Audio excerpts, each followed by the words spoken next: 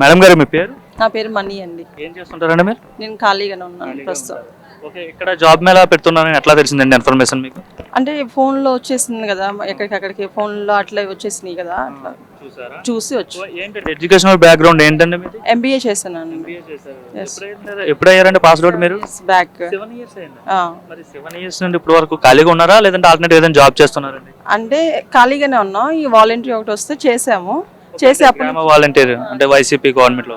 Okay, మరి MBA చేసి మరి వాలంటీర్ జాబ్ కి ఎందుకు వెళ్ళారు మీరు? అంటే చాలా సోర్స్ ఉంటది కదా. అంటే ఏమీ లేక ఏదో ఒకటి ఉపాధి కోసం ఖాళీగా ఉండే బదులు ఏదో ఒకటి చేద్దాం అంటే ఎంబీఏ చదువుకున్నారు. సో దానికి సంబంధించినవి అంటే జాబ్స్ ఏమీ రాలేదా? అంటే ఐ మీన్ అప్పుడు ఎంప్లాయ్మెంట్ ఏం లేదా ఏపీలో? లేదు సార్, అలా ఏం లేదు. వచ్చేసరికి ఇంకా కాంపిటేటివ్ ఫీల్డ్లో ఉన్నాం మేము కూడా.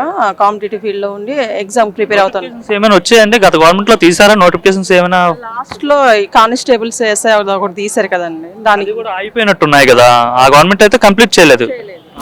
అది కూడా చేయలేదు. ఫస్ట్ ఎగ్జామ్ అయ్యి ఖాళీగా ఉన్నాం కానిస్టేబుల్. ఓకే, ఇప్పుడు దానికి గవర్నమెంట్ వచ్చిన తర్వాత ఈవెంట్స్ కూడా నోటిఫికేషన్ రిలీజ్ చేసింది కదా. అవునండి.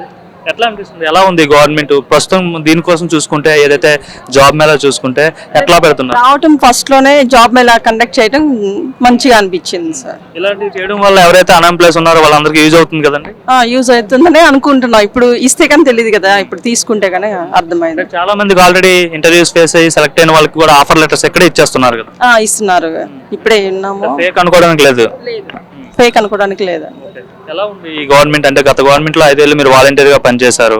సో అప్పుడు ఎలా ఉంది? ఇప్పుడు 5 నెలలు అవుతుంది కదా. ఈ గవర్నమెంట్ లో ఏమైనా చేంజెస్ వచ్చాయా? గత గవర్నమెంట్ కి ఈ గవర్నమెంట్ కి తేడా ఏంటి అసలు?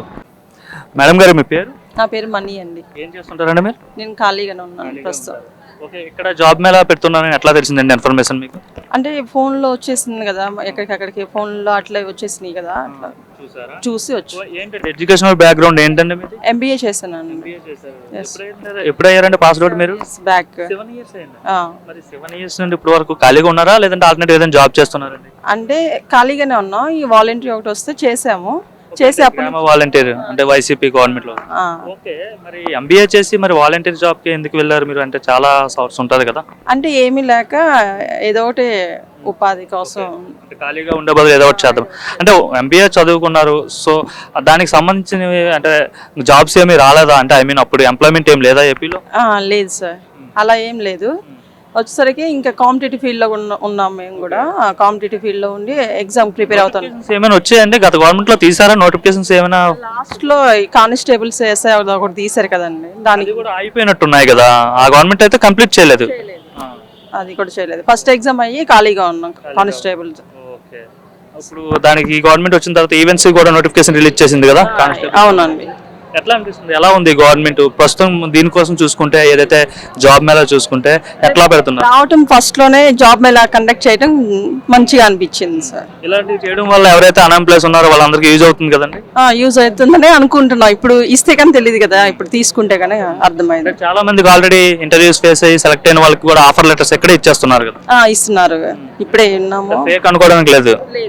ఫేక్ అనుకోవడానికి లేదు. ఎలా ఉంది ఈ గవర్నమెంట్? అంటే గత గవర్నమెంట్ లో 5 ఏళ్ళు మీరు వాలంటీర్ గా పనిచేశారు. సో అప్పుడు ఎలా ఉంది? ఇప్పుడు 5 నెలలు అవుతుంది కదా.